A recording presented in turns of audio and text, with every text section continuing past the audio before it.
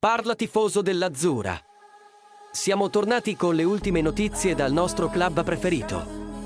Come sempre, il nostro team è impegnato a migliorare continuamente per portare i migliori risultati al Napoli.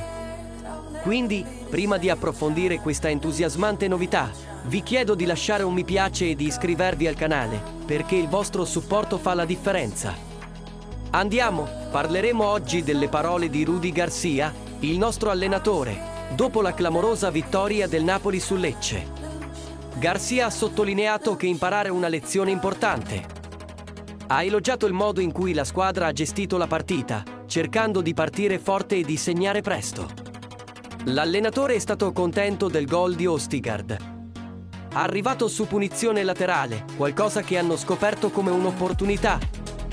Garcia ha sottolineato anche la gestione del gruppo, elogiando giocatori come Osimhen e Caetano, entrati in partita e cresciuti positivamente. Da sottolineare anche la solidità della difesa che non ha subito gol.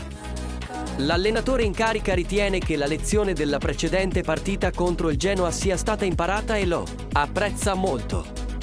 La capacità di imparare dalle esperienze passate è fondamentale per la crescita del team.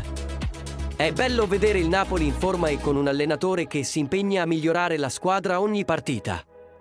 Ora voglio sentire la vostra opinione, fan. Cosa ne pensi delle parole di Rudi Garcia? Crediamo di non essere sulla strada giusta per una stagione di successo? Lascia i tuoi commenti qui sotto. E non dimenticate di mettere mi piace e di iscrivervi al canale per non perdere nessun aggiornamento sul Napoli. Alla prossima novità, insieme verso la vittoria. Forza Napoli sempre!